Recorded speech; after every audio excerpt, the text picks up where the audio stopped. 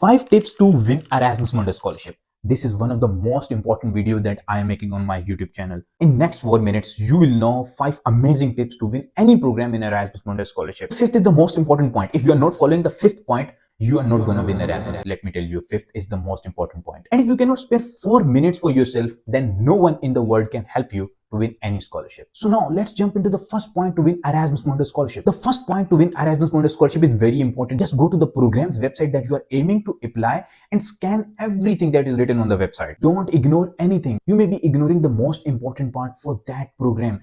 Just scan everything, the description of the program, the future goals of the program. So scan about the professors and the faculty involved in that program. Also search about the departments, the industry that is involved, everything you must know about that program. This will help you a lot when you are writing letter of motivation, preparing for your letter of recommendations.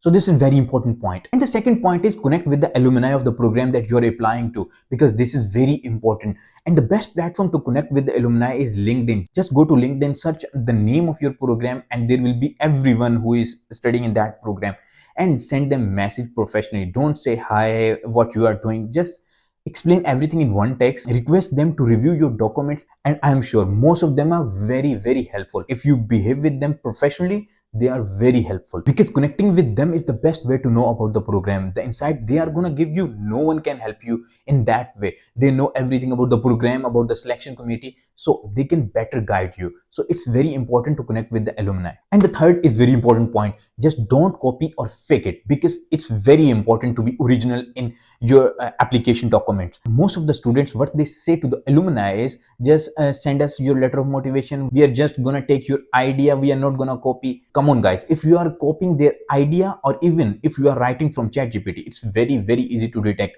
Because if I can easily detect, so many people send letter of motivation to me, and I can easily detect and how the person is faking it, and if it's written by a ChatGPT or any other computer aided software. So never ever use the idea of other person in your letter of motivation. Mostly people use ideas in letter of motivation. Your letter of motivation must be original. If I can detect a fake letter of motivation or a ChatGPT written letter of motivation, an admission committee with years of selection experience, why not they can detect? So it's very easy that they can also detect you. The fourth point is investing time on document preparation, because this is very important. Do not think that if you are writing a letter of motivation in some hours and you're gonna win one of the most prestigious scholarships in the world. Things are not gonna happen in this way, because I know the people who won these scholarships, they have invested more than 6 months, more than 3 months. First they write the letter of motivations or their documents, then they send it to their seniors, and then they review it, then they refine their letters, and it's a process of refinement. You refine your letter again and again and again, and this is how things go. Write in better language and mention your unique points, because they are looking for a distinctive person. For more details, check my videos on letter of motivation and letter of recommendation too. And the fifth, the most important point, relevancy. Let me tell you that if you're applying in a program that is not relevant to your profile, you are not going to win Erasmus. This is the shortest thing. Relevancy is the key if you want to win Erasmus. Don't apply or waste your time in irrelevant courses.